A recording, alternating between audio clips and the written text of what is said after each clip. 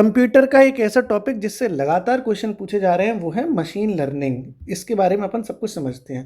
देखो, machine learning जो शब्द है इसका मतलब ही क्या हो गया? मशीन है ना, लर्निंग कर रही हैं। जैसे हम और आप कुछ ना कुछ सीखते हैं डेली, वैसे मशीनें भी सीखती हैं, तभी तो मशीनें फैक्ट्रियों में काम कर पाएंगी। तो मशीनों का खुद लर्न करना, कैसे लर्न करना?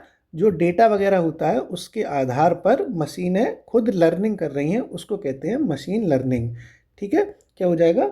मशीनों का मशीनों का डेटा के आधार पर मशीनों का डेटा के आधार पर डेटा के आधार पर लर्न करना, यानी सीखना। लर्न करने का मतलब होता है सीखना। मशीनें खुद सीख रही हैं। अब इसका मतलब आगे बढ़ते हैं थोड़ा सा। अब मशीन लर्निंग का आविष्कार किसने किया, ये भी तो जानना पड़ेगा, क्योंकि फैक्ट तो क्वेश्चन में आएंगे ना, कि पूछा जाएगा कि किसने खोजा।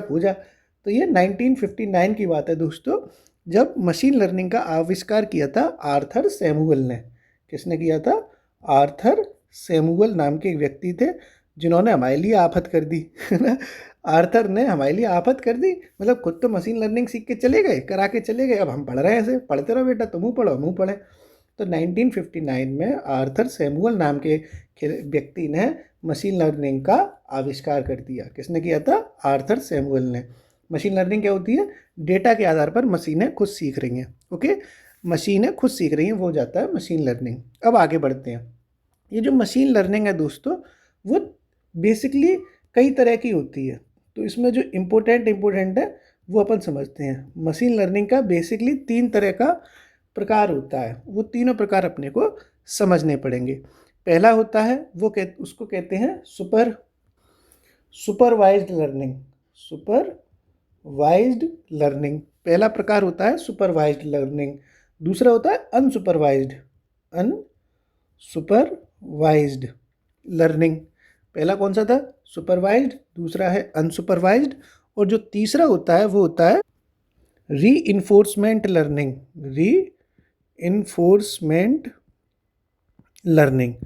ठीक है, ये 3 तरह के होते हैं। पेपर में ये तो आएगा नहीं कि मशीन लर्निंग कितने प्रकार की होती है। पेपर में ऐसे आती है कि पूरा एक सेंटेंस लिखा होगा और आपसे पूछा जाएगा कि ये किस प्रकार की मशीन लर्निंग है। ऐसे क्वेश्चन आ सकता है। तो अपन एक एक करके चीज़ें समझेंगे। सबसे पहले अपन समझते हैं सुपरवाइज्ड के बारे में। किसके बारे में? सुपरवाइज्ड लर्निंग के बारे में। सुपरवाइज्ड लर्निंग के बारे में कॉन्सेप्ट अगर आपका क्लियर हो गया ना, तो आप इजीली पेपर हैंडल कर लोगे, टेंशन मत लेना। अब देखो, कहानी समझो तब समझ में आएगा। सुपरवाइज्ड लर्निंग, जैसे मान लो दोस्तों ये कोई मशीन है, ठीक है। इसमें जो साइंटिस्ट हैं उन लोगों ने कोई डेटा अंदर घुसेड़ रखा है, कोई डेटा इनपुट कर रखा है। जैसे हमारा मोबाइल होता है, उसमें कई सारा डेटा है। कोई कंप्यूटर है, उसमें कई सारा डेटा है, या कोई मशीन है, उसमें कई सारा डेटा ऑलरेडी अंदर है इसमें।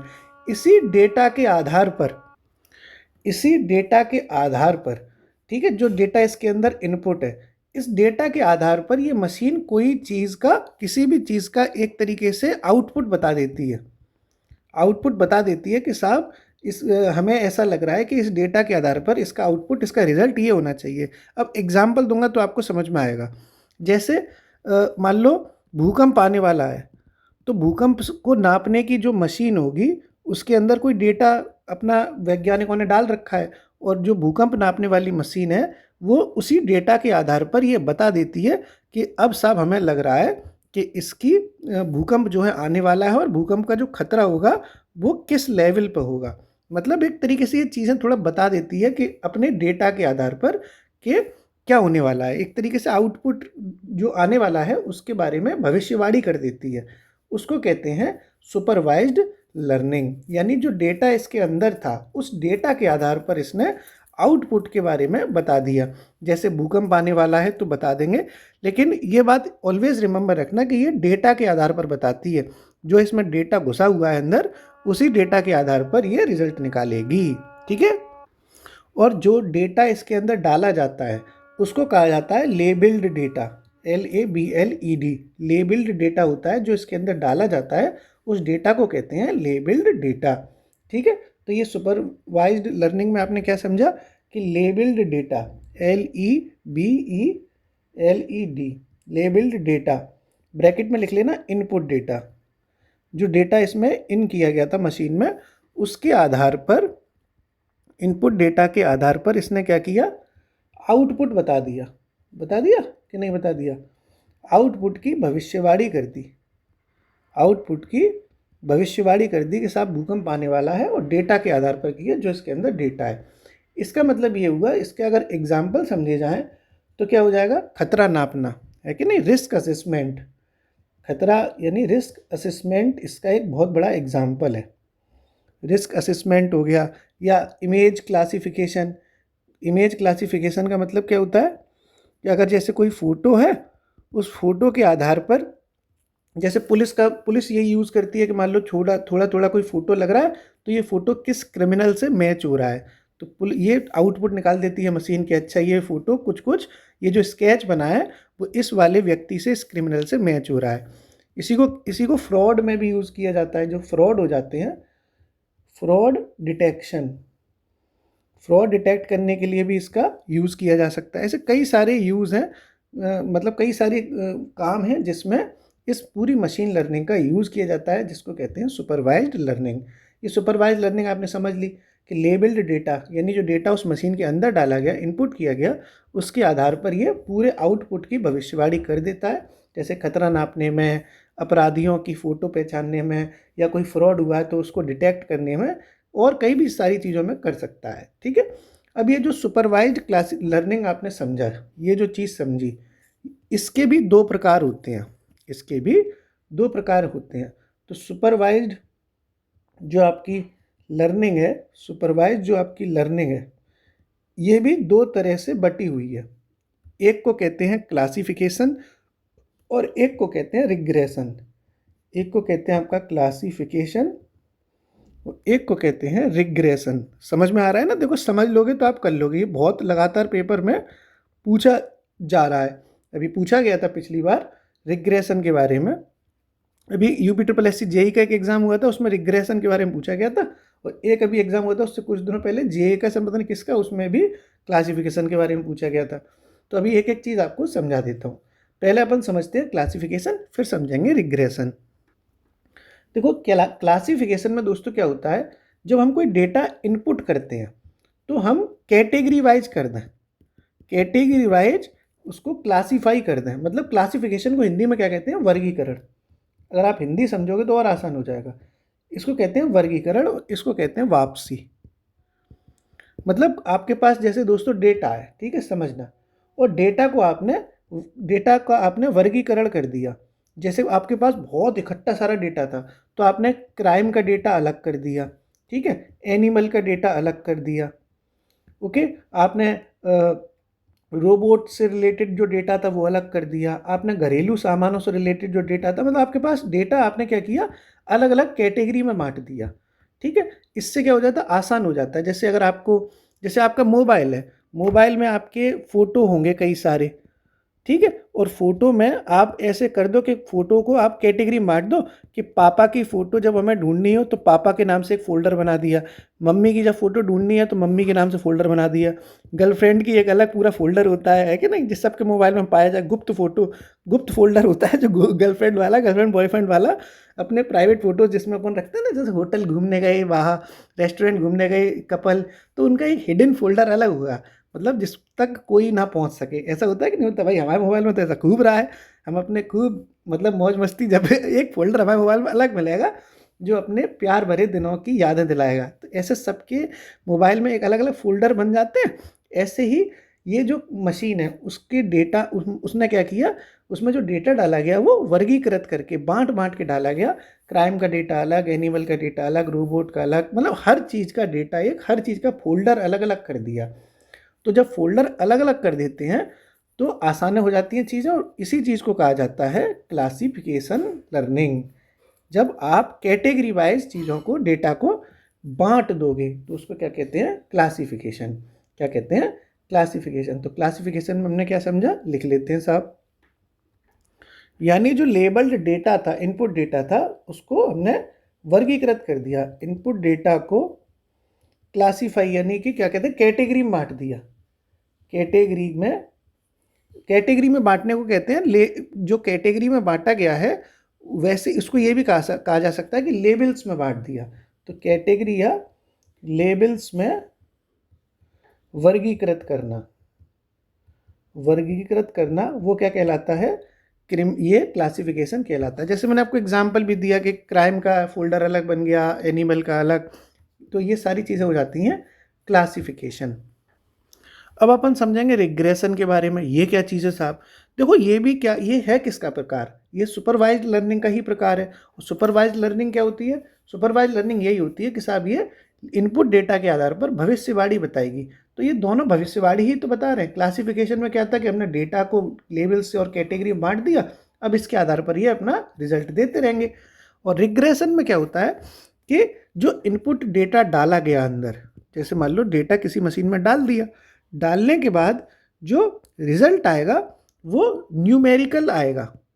न्यूमेरिकल का मतलब है कि आप रिग्रेशन में वही रिजल्ट दे सकते हैं जिसका न्यूमेरिकल मान हो। जैसे कि किसी की कीमत कितनी हो सकती है, किसी फ्लैट की कीमत कितनी है, मशीन से पूछा जा रहा है कि आप बताइए कि इसकी कीमत कितनी है, तो एक ये न्यूमेरिकल हो गया। न्यूमेरिकल समझते हो, अंक में आ गया मान कि साहब कीमत 500 करोड़ रुपए हो सकती है।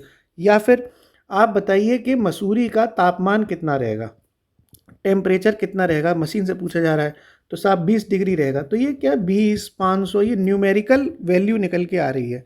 ओके, तो इसमें क्या होता है, न्यूमेरिकल वैल्यू की बहुत ज़्यादा, मतलब न्यूमेरिकल वैल्यू की भविष्यवाणी होती है। पहली चीज़ तो आपने ये समझ ली। दूसरा, एक शब्द आप हमेशा याद रखना, रिग्रेशन में कॉन्टिन्यूअस मान निकल के आते हैं, लगातार मान निकलेंगे। जैसे आज आपने पूछा 500 करोड़ रुपए हैं, तो आप कल दूसरे फ्लैट का पूछ सकते हो, तीसरा, मतलब अब यहाँ निरंतर लगातार जो है वैल्यूज़ की भविष्यवाणी हो सकती है। ये कभी भी रुकता नहीं है, आप कंटिन्यू कितना भी पूछते रहो, कॉन्टिन्यूअस मान की भविष्यवाणी वो करता रहेगा और न्यूमेरिकल की करता रहेगा। ठीक है, कैसे? तो समझ ही लिया आपने। लिख लेते हैं, इनपुट डेटा के आधार पर, इनपुट डेटा के आधार पर न्यूमेरिकल व कॉन्टिन्यूअस मान की भविष्यवाणी। और ये अगर इस तरह की भविष्यवाणी करनी होती है तो वो कहलाता है प्रोसेस रिग्रेशन, जिसमें न्यूमेरिकल वैल्यू और कॉन्टिन्यूअस वैल्यू पता लगती है। एग्जाम्पल के तौर पर, जैसे हमें किसी की कीमत का पता लगाना है, जैसे हमें किसी का टेम्परेचर पता लगाना है कहीं का, तो मशीन, ये न्यूमेरिकल वैल्यू हो रही ना। या आप मान लो किसी का वजन पता लगाना है, इस तरह की जो चीज़ें आपको पता लगानी है, तो कीमत तो हो ही गई, मूल्य हो गया। ठीक है साहब, ऐसी चीज़ें जिसका न्यूमेरिकल मान होता है, उनका अंदाज़ा लगाने के लिए, उनकी भविष्यवाणी करने के लिए हम रिग्रेशन यानी वापसी इसका यूज़ करते हैं। तो आपने पूरी सुपरवाइज्ड लर्निंग समझी। एक आपने क्लासिफिकेशन समझा, जहाँ डेटा को कैटेगरी में बांट के पूरा रिजल्ट निकालते हैं। एक आपने रिग्रेशन समझा, जहाँ डेटा के आधार पर न्यूमेरिकल वैल्यूज़ और कॉन्टिन्यूअस मान का पता लगता है। न्यूमेरिकल वैल्यूज़ और कॉन्टिन्यूअस मान, जैसे ही आप ये वर्ड देखो, आप सीधे रिग्रेशन मार देना। प्रश्न अभी पूछा जाए कि न्यूमेरिकल और कॉन्टिन्यूअस मान की भविष्यवाणी किसके तहत की जाती है, तो रिग्रेशन के तहत की जाती है। ठोंक देना आंसर। ठीक है साहब, तो आपने 3 प्रकार समझे थे, सुपरवाइज्ड, अनसुपरवाइज्ड और रीइंफोर्समेंट। सुपरवाइज्ड जो लर्निंग है वो आपने पूरी समझ ली, सुपरवाइज्ड लर्निंग। अब आपको अनसुपरवाइज्ड और रीइंफोर्समेंट समझना है।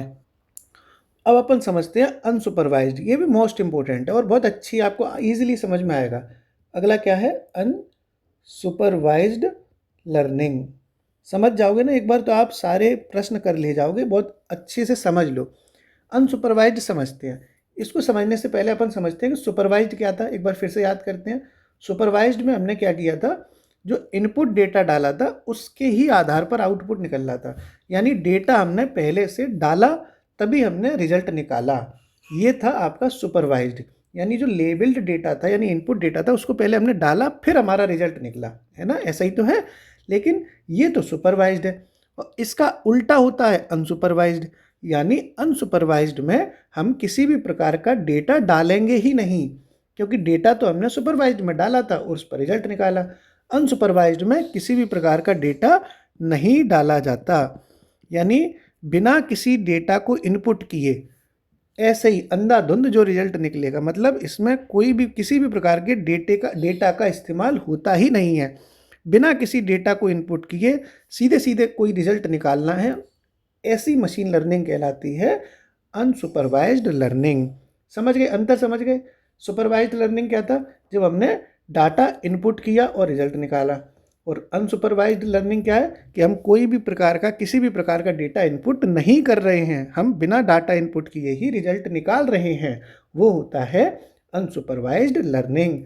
है समझ भैया? थोड़ा थोड़ा कंप्यूटर पढ़ा रहे हैं कि नहीं पढ़ा रहे? मतलब मैं खुद अपनी लाइफ में बैचलर ऑफ कंप्यूटर एप्लीकेशंस हूँ, BCA हूँ। मतलब कंप्यूटर हमने आज से बहुत साल पहले पढ़ा, लेकिन अब इतना धीरे धीरे पढ़ते नहीं है ना, तो कोशिश कर रहा हूँ अगर कि आपको समझ में आए, तो उम्मीद है समझ में आ रहा होगा ना। ठीक है साहब? तो अपन इसमें समझ गए कि बिना किसी डेटा के, यानी किसी भी प्रकार का डेटा का इस्तेमाल नहीं किया। ठीक है? यानी लेबल्ड डेटा का इस्तेमाल नहीं कर रहे, प्रयोग नहीं कर रहे, प्रयोग नहीं करा, है ना। जब लेबल्ड डेटा का प्रयोग नहीं किया तो फिर कैसे डेटा का प्रयोग किया? अनलेबल्ड, अनलेबल्ड डाटा का इस्तेमाल कर रहे हैं हम एक तरीके से। ऐसे प्रश्न घुमा दिया जाता है। लेबल्ड डेटा मतलब क्या था? कि हमने किसी भी प्रकार का डेटा इनपुट नहीं किया, यही तो था। लेकिन प्रश्न घुमा देते हैं, वो पूछ लेते हैं कि अनलेबल्ड डेटा का इस्तेमाल करके किस प्रकार की मशीन लर्निंग का प्रयोग किया जाता है, तो तुम घूम जाओगे। तो लेबल्ड डेटा का जब प्रयोग नहीं किया तो अनलेबल्ड डेटा हो गया कि नहीं हो गया? समझ गए? तो ये प्रश्न ऐसे ही टेढ़ी भाषा में पूछ लिए जाते हैं कि आप कर ना पाओ। इसीलिए मैंने दोनों बातें लिखवा दी कि लेबल्ड डेटा का प्रयोग नहीं करते, लेकिन अनलेबल्ड डेटा का प्रयोग किया जा सकता है, क्योंकि जो लेबल नहीं है वो अनलेबल्ड बच गया। तो कंफ्यूज मत होना लैंग्वेज से। ठीक है? ये इसलिए किया जाता है कि किसी भी प्रकार का हम डेटा नहीं डालेंगे तो फिर क्या होगा? जैसे इंसान है, जैसे हम हैं, हमारे अंदर कोई डेटा है क्या? मेरे अंदर कोई डेटा नहीं, आपके अंदर कोई डेटा है क्या? आपके अंदर कोई मशीन, किसी मशीन ने कोई डेटा भर रखा है? नहीं। आप अपनी प्रकृति से सीख रहे हो, परिवार से सीख रहे हो, सीखते हुए ज़िंदगी चल रही है। डेटा तो हमारा है नहीं है भाई। हमारे हमारे तुम्हारे अंदर कोई डेटा है क्या? नहीं है भैया। हम लोग तो ऐसी ज़िंदगी जिए जा रहे हैं, सब मौज से जी रहे हैं, भाड़ में जा डेटा फेटा, बस जो आज कोई परिस्थिति जैसी हो जाती है वैसा जी लेते हैं। उसी आधार पर ऐसी मशीनें बनाई जा रही हैं जो बिना डेटा के जिएँ, बिना डेटा के काम करें, इंसान की तरह, मनुष्य की तरह सोचें और काम करें। ठीक है साहब? वही लिख दो, मनुष्य की तरह सोचने में सक्षम। ठीक? मनुष्य की तरह सोचने में सक्षम, सोचने में सक्षम, वो कौन सा हो जाएगा? Unsupervised learning. ओके। अब दोस्तों बस इसमें आपको एक चीज़ याद रखनी है, जैसे मनुष्य की तरह ये मनुष्य के कई सारे बच्चे होते हैं कि नहीं होते, तो ऐसे ही इनके भी कई सारे बच्चे हैं। वो बच्चों के नाम कठिन है, बस वो नाम ही रटने पड़ेंगे। उसको कहा जाता है एल्गोरिदम। यानी जो ये वाली लर्निंग है अनसुपरवाइज्ड, इससे जुड़ी हुई कई सारी एल्गोरिदम है जो पूछी जा सकती हैं।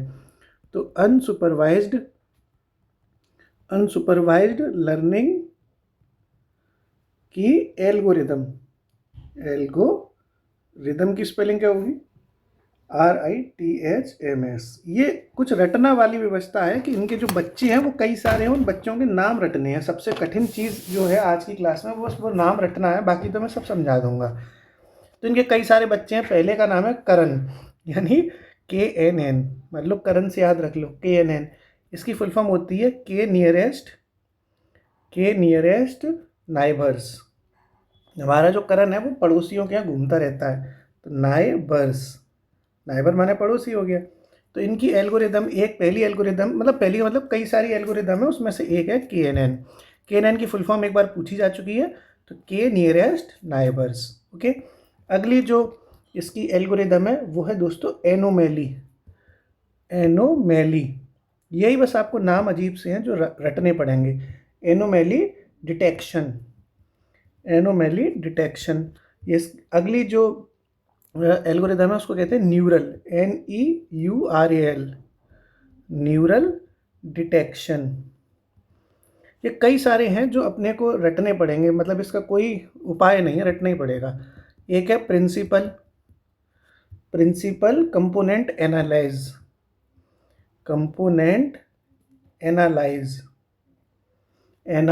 लाइजेस, ये स्पेलिंग में थोड़ा टेंशन रहती है। ओके, और भी 2-3 और है, बस ज़्यादा नहीं है चांद, वो ज़्यादा नहीं है दोस्तों। अगला है सिंगुलर वैल्यू। ये यार रटने वाली चीज़ है, अभी रटा दूंगा मैं, एक बार लिख लूँ बस। सिंगुलर वैल्यू, सिंगुलर वैल्यू, ठीक है। सिंगुलर वैल्यू डेकोपोजिशन कहते हैं, डेकोपोजिशन, पोजीशन। ये इसके कुछ बच्चे हैं, वो अभी नाम बस एक बार याद हो जाए। अगला है डिसीजन ट्रीज, डिसीजन ट्रीज। एक और है, एक दो और है बस। एक है support vector machines, support vector machines. बस ये यार, ये 2-3 एक दो नाम और हैं, बस वही काम खत्म। अगला है साहब independent component, independent component. Okay, तो ये कुछ प्रमुख दोस्तों आपको मैंने बता दिए। एक आखिरी और है बस, नेवी, NAIVE, नेवी, बायस, BAYES, क्लासीफायर। ये आपके जो प्रमुख नाम आपने समझे इनके बच्चों के। KNN बहुत इंपॉर्टेंट है, और एक और रह गया दोस्तों बस, के मीन्स। जैसे KNN है, ऐसी के मीन्स क्लस्टरिंग, के मीन्स क्लस्टरिंग, ये और है, बस इतना ही इंपॉर्टेंट है। तो आपने इनके बच्चे देखे, देखो एक तो KNN, anomaly, neural, principal, singular, decision, support, independent, naive, K means, ये इनके बच्चे हैं। बस यही देखो आपको रटने पड़ेंगे, बाकी इसमें पूरा मैं समझा ही रहा हूँ कॉन्सेप्ट। देखो ये तो अब क्या ही समझाऊँ, इनमें तो ये बच्चों के नाम है, ऐसे पूछ लिया जाता है कि अनसुपरवाइज लर्निंग की एल्गोरिदम में इनमें से कौन कौन से शामिल हैं। तो बस वही है, जो शामिल होते हैं वो यार ये रटने पड़ जाते हैं। एक और बच गया, देखो इतने बता दिए फिर भी बच गया, एप्रोपेरी, APRI,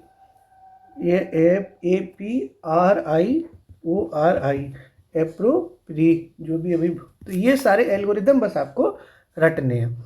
अब दोस्तों जो अनसुपरवाइज्ड लर्निंग आपने पूरी समझ ली, कहती है कि इसमें लेबल डेटा का इस्तेमाल नहीं होता, अनलेबल डेटा का होता है, और मनुष्य की तरह सोचने में ये सक्षम है। अनसुपरवाइज्ड लर्निंग भी दो तरह की होती है, एक को कहते हैं क्लस्टरिंग और एक को कहते हैं एसोसिएशन। जो अनसुपरवाइज्ड है, अनसुपरवाइज्ड लर्निंग है, ये दो तरह की होती है। अनसुपरवाइज्ड जो लर्निंग है, लर्निंग ये दो तरह की होती है। एक को कहते हैं दोस्तों क्लस्टरिंग, क्लस्टरिंग, और एक को कहते हैं एसोसिएशन, एसोसिएशन, एसोसिएशन। बस ये अब आपको यहाँ समझा दूंगा मैं, तो आपको समझ में आ जाएगा एक एक चीज़। अनसुपरवाइज्ड लर्निंग आपने समझ ली। अब इसके दो प्रकार हैं, क्लस्टरिंग और एसोसिएशन, ये भी समझ लेते हैं। अब देखो क्लस्टर माने होता क्या है। क्लस्टर माने होता है दोस्तों ग्रुप, समूह, हिंदी में कहते हैं ग्रुप है ये। तो जैसे ये जो अनसुपरवाइज्ड लर्निंग हो रही है, तो कोई मशीन है, वो एक समूह की यानी एक जैसी दिखने वाली वस्तुओं को एक साथ पहचान ले। यानी जैसे मान लो एक सी दिखने वाली वस्तु है, जैसे अगर ये मशीन मान लो बिल्लियों के बारे में कुछ बता रही है, तो वो बिल्लियों से जुड़ी हुई सारी चीज़ें एक बार में ही पहचान ले। यानी ऐसी चीज़ें जिनमें समानता है, एक समान वाली जो चीज़ें हैं वो एक समूह में आ जाए, वो मशीन उसे एक समूह में डिटेक्ट कर ले, उसको कहते हैं क्लस्टरिंग। यानी क्लस्टर में, एक समूह में उसने एक समान चीज़ें पहचान ली, उन पर एनालाइज कर दिया, तो उसको कहते हैं क्लस्टरिंग। एक जैसी दिखने वाली, एक से समान एकदम, ठीक है, ये क्या हो जाता है क्लस्टरिंग। ठीक साहब, यानी समानता वाली वस्तुएं, समानता वाली वस्तुएं एक समूह में, समानता वाली जो वस्तुएं उनका एनालाइज करना है, तो और एक समूह में करना है, एक ग्रुप में करना है, तो ऐसी मशीन लर्निंग को कहते हैं क्लस्टरिंग मशीन लर्निंग। क्या कहते हैं? Clustering machine learning. एक जैसे सारी बिल्लियां एक साथ आ जाएंगी, बिल्ली हैं तो बिल्ली पर कोई एनालाइज करना है तो सारी बिल्ली एक साथ वो एनालाइज कर लेगा, क्योंकि सारी बिल्लियों में समानता होगी। ठीक है, जैसे मान लो आपको किसी क्रिकेट के किसी मैच के बारे में मशीन को बताना है, क्रिकेट के किसी मैच के बारे में, तो ऐसे मैच जो इस पूरे मैच से समानता रखते होंगे वो एक साथ सारे मैचों का एनालाइज करके बता देगा, क्योंकि उसने सारे मैचों का एक क्लस्टर बना लिया।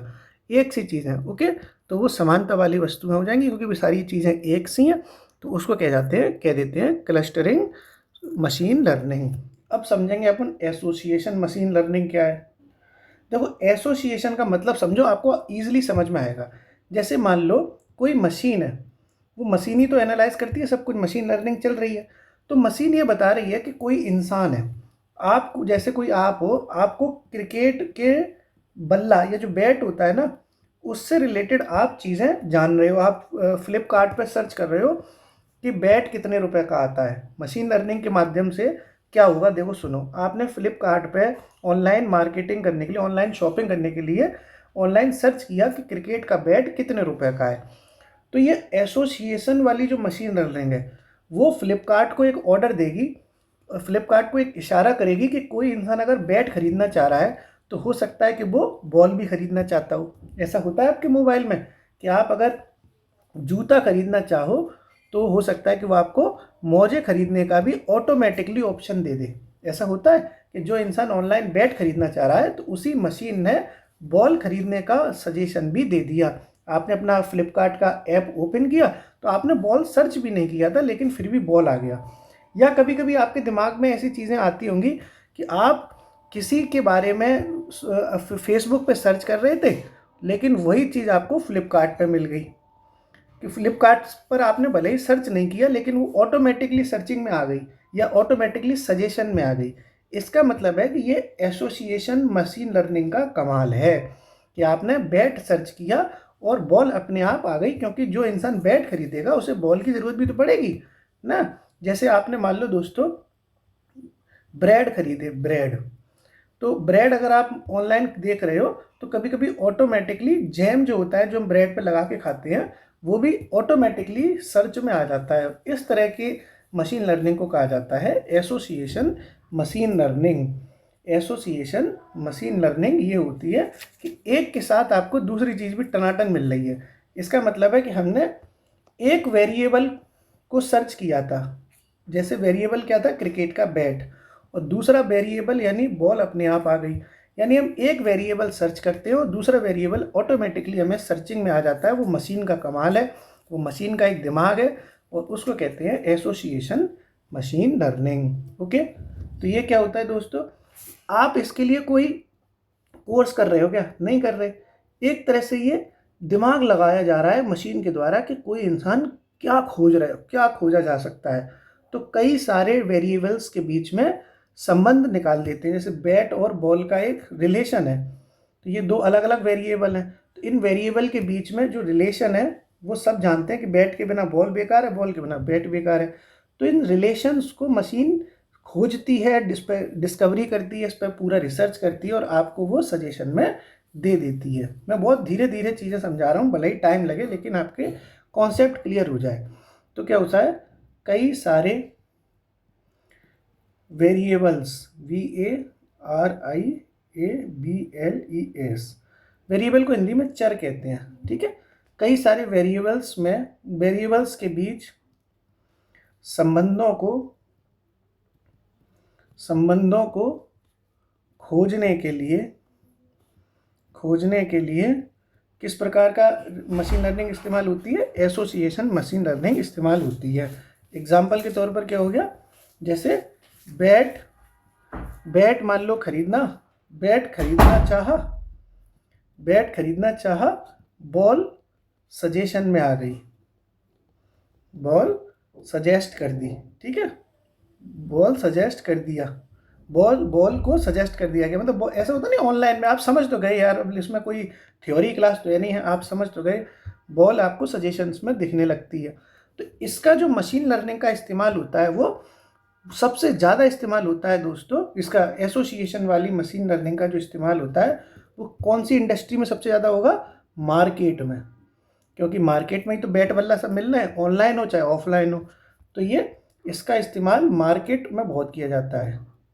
मार्केट बास्केट में आपको सबसे ज़्यादा प्रयोग मिलेगा, सर्वाधिक प्रयोग, समझ गए।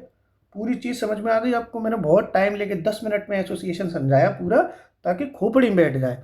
क्लस्टरिंग क्या थी? एक सारी चीज़ें। यहाँ पर आपको सिर्फ बैट ही बैट दिखेंगे, क्योंकि bat bat bat bat bat bat सब समानता रखते हैं आपस में।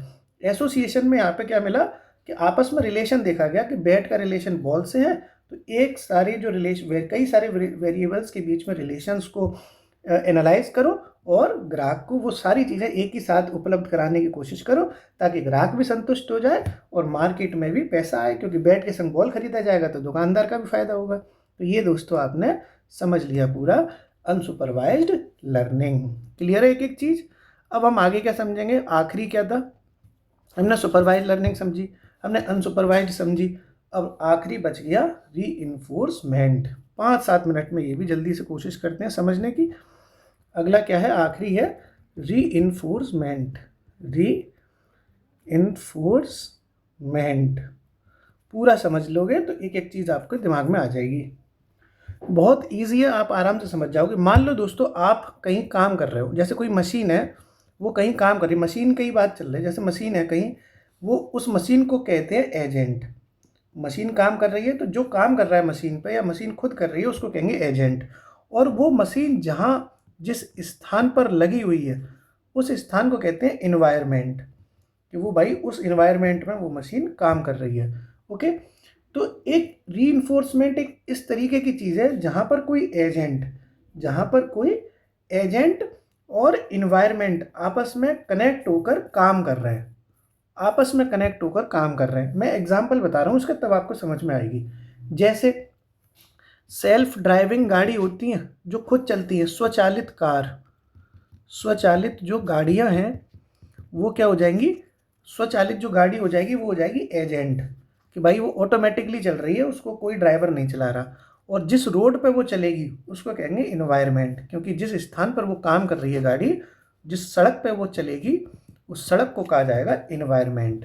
ठीक है, तो एजेंट और इन्वायरमेंट आपस में खुद ही कनेक्ट हो रहे हैं, इसमें किसी इंसान का कोई रोल नहीं है। इंसान ने गाड़ी बना दी ऑटोमेटिकली वाली, अब गाड़ी अपने आप उस इन्वायरमेंट में काम कर रही है। तो इस तरह की मशीन लर्निंग को कहा जाता है रीइंफोर्समेंट, जहाँ पर कोई एजेंट यानी मशीन किसी एनवायरनमेंट यानी किसी स्थान पर आपस में कनेक्ट होकर ऑटोमेटिकली काम करते रहते हैं। किसी भी इंसान की इसमें कोई ज़रूरत नहीं है, एक बार काम हो गया, एक बार मशीन बन गई, अब आपस में खुद देखो, खुद लड़ो, खुद कुछ करना है तो करो। तो क्या हो जाएगा? एजेंट व इन्वायरमेंट आपस में इंटरेक्ट होकर कार्य करते हैं। ठीक है, ऐसी इस कंडीशन में जो मशीन लर्निंग है उसको क्या कहते हैं? इसको क्या कहते हैं? रीइंफोर्समेंट। अब जैसे आपने एजेंट वर्ड समझा, एजेंट वर्ड, तो एजेंट का मतलब क्या हो गया? अभी मैंने आपको बताया था, एजेंट का वर्ड हो गया कोई यूनिट है जो काम कर रही है, कोई मशीन है जो इन्वायरमेंट के संग काम कर रही है। तो एक तरह की क्या हो गई है? यह एक यूनिट हो गई, मशीन हो गई, एक तरीके से मशीन हो गई। ठीक है, ओके। दूसरा आपने क्या समझा? दूसरा आपने समझा इन्वायरमेंट क्या चीज़ हो गई? इन्वायरमेंट हो गया एक जगह, एक स्थान हो गया जहाँ पर वो चीज़ें काम कर रही हैं, या एक तरह से सिस्टम हो गया जिस सिस्टम से जुड़ के वो काम कर रही हैं। ओके, तीसरी चीज़ इसमें इम्पोर्टेंट होती है इस लर्निंग में, वो होती है दोस्तों रिवॉर्ड। रिवॉर्ड क्या होता है? रिवॉर्ड को हिंदी में कहते हैं पुरस्कार। मान लो जो गाड़ी चल रही थी, स्वचालित गाड़ी थी, किसी सड़क पे चल रही थी और वो गाड़ी बहुत अच्छी से काम कर रही है, तो उस गाड़ी को हम अवार्ड देंगे। यानी अगर किसी एजेंट ने अच्छा काम किया तो उसको पॉजिटिव फीडबैक दिया जाएगा। ठीक है, एजेंट द्वारा अच्छा काम करने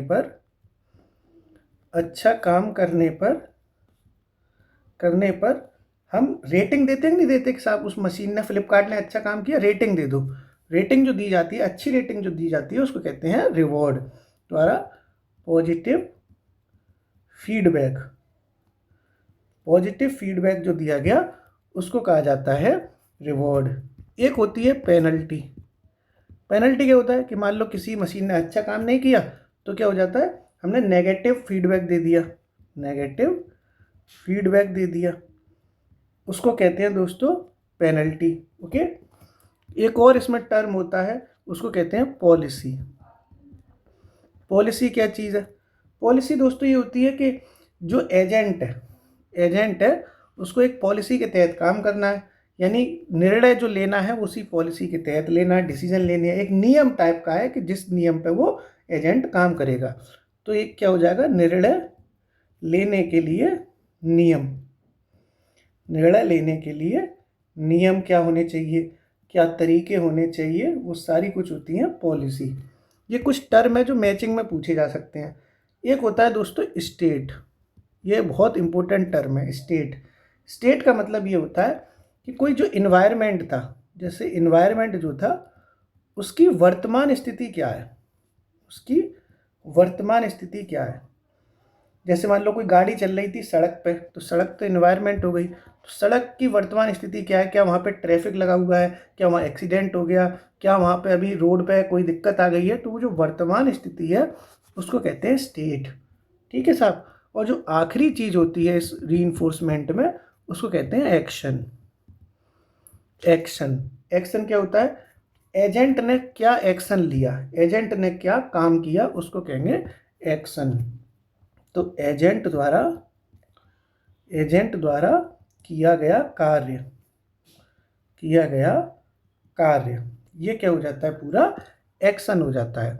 तो हमने ये पूरा रीइंफोर्समेंट समझा कि जहाँ एजेंट और इन्वायरमेंट मिलके आपस में कनेक्ट करते हैं और काम करते हैं।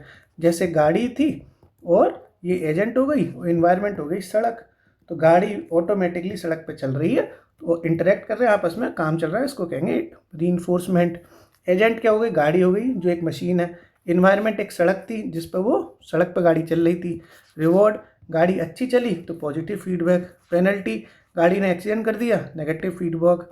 पॉलिसी, जिन नियमों के तहत वो गाड़ी चलेगी और वो गाड़ी डिसीजन लेगी, वो हो गई पॉलिसी। स्टेट, इन्वायरमेंट यानी सड़क की जो वर्तमान स्थिति थी वो हो जाता है स्टेट। एक्शन, जो गाड़ी जो है, जो एजेंट है, वो जो भी काम करेगा उसको कहेंगे एक्शन। ठीक है, अब कुछ एग्जाम्पल देखते हैं रीइंफोर्समेंट के एग्जाम्पल। तो सबसे बड़ा जो इसका एग्जाम्पल वो है गेम प्लेइंग। हम गेम खेलते हैं कि नहीं खेलते? तो एक गेम खेलने के लिए एक मशीन होती है, एक माहौल होता है जहाँ पर वो गेम खेले जाते हैं, तो गेम प्लेइंग हो गया। ऐसे ही दोस्तों रोबोटिक्स होती है। रोबोट के लिए रोबोट चल रहा है तो वो डिसीजन लेता है, रोबोट जहाँ भी चलेगा वो एक एजेंट हो गया। या सेल्फ ड्राइविंग कार हो गई। सेल्फ ड्राइविंग कार, ये तो मैंने बहुत बड़ा एग्जांपल दिया ही है कि सेल्फ ड्राइविंग कार हो गई। तो इस तरह के दोस्तों बड़े बड़े आपने ये एग्जांपल, 3 एग्जांपल बहुत इंपॉर्टेंट है। अब आपका ये पूरा मशीन लर्निंग का टॉपिक कंप्लीट हो गया। एक बार मैं रिवीजन करा दूंगा तो एकदम तैयार हो जाएगा आपको। सबसे पहले समझा मशीन लर्निंग, जो मशीनों को डेटा के आधार पर लर्न कराती है, और इसका आविष्कार 1959 में आर्थर सैमुअल ने किया था। फिर मशीन लर्निंग 3 तरह की थी, सुपरवाइज्ड, अनसुपरवाइज्ड और रीइंफोर्समेंट। सुपरवाइज्ड में क्या था कि साहब डेटा इनपुट कर दिया था, उसी के आधार पर जो आउटपुट की भविष्यवाणी होगी वो हो जाएगा सुपरवाइज्ड। यानी इनपुट डेटा, पहले से डेटा हमने डाला और उसके बाद रिजल्ट निकल आया, तो वो हो गया सुपरवाइज्ड। जैसे रिस्क यानी खतरे का नापना, इमेज क्लासिफिकेशन यानी अपराधियों के फ़ोटो पहचानना, फ्रॉड पहचानना, ये सब सुपरवाइज्ड लर्निंग के एग्जाम्पल है। सुपरवाइज्ड लर्निंग 2 तरह की होती है, एक होता है क्लासिफिकेशन, एक होता है रिग्रेशन। क्लासिफिकेशन मतलब वर्गीकरण, तो हमने क्या किया, डेटा का वर्गीकरण कर दिया, कैटेगरी में बांट दिया, लेवल्स में बांट दिया, पूरा वर्गीकरण करके जब हम करते हैं तो क्लासिफिकेशन। रिग्रेशन में हमने क्या किया कि जब हमें न्यूमेरिकल और कॉन्टीन्यूस मान का पता लगाना होता है तो हम रिग्रेशन लर्निंग का इस्तेमाल करते हैं। जैसे न्यूमेरिकल मतलब गणित, तो कीमत पता लगानी है, टेम्परेचर, वजन, जिसकी कोई मान, अंक गणितीय मान होता है उसको कहते हैं न्यूमेरिकल। कॉन्टीन्यूस, ये 2 वर्ड आपको जहाँ भी मिल जाए आप सीधे सीधे रिग्रेशन ठोक देना। फिर हमने अनसुपरवाइज्ड लर्निंग समझी, तो इसमें क्या था, अनसुपरवाइज्ड में कि डेटा का इस्तेमाल नहीं होगा, लेबल डेटा का प्रयोग नहीं होगा। इसका मतलब है अनलेबल्ड डेटा का इस्तेमाल हो सकता है। लेबल का उल्टा क्या हो गया, अनलेबल्ड। ये इसलिए किया गया था, जैसे इंसान जो है उसके अंदर कोई डेटा नहीं है, वो सीख रहा है, वैसे मनुष्य की तरह ये भी सोचे और मशीन है, और वो कहलाएगा अनसुपरवाइज्ड। अनसुपरवाइज्ड की कई सारी एल्गोरिदम थी, KNN, anomaly, neural, principal, singular, decision, support, independent, naive, K means, apriori. ये एक बच्चे हैं तो थोड़ा सा आप 2-3 बार इनको देख लेना, ताकि अगर कोई आ जाए तो ये गलत ना हो। ये बहुत अजीब तरीके का किस्सा था। फिर ये अनसुपरवाइज्ड लर्निंग है, ये इंपॉर्टेंट थी। अनसुपरवाइज्ड में क्या था कि ये 2 तरह की में विभाजित की गई थी, क्लस्टरिंग में और एसोसिएशन में। क्लस्टरिंग में ये था कि साहब क्लस्टर बनाए गए, समान समूहों के, समान वस्तुओं के क्लस्टर बना दिए समूह में, जैसे बिल्ली बिल्ली एक तरफ, बल्ला बल्ला एक तरफ, सब कुछ एक जैसी चीज़ें एक तरफ। एसोसिएशन में क्या था कि कई सारे वेरिएबल्स के बीच में संबंध खोजे गए, जैसे बैट और बॉल के बीच में संबंध होता है कि एक दूसरे के बिना नहीं रह सकते, बल्ले के बिना बॉल बेकार, बॉल के बिना बल्ला बेकार। तो ये इसके लिए इस्तेमाल किया गया था, जैसे ये मार्केट में बहुत इस्तेमाल हो सकता है। फिर हमने रीइंफोर्समेंट समझा।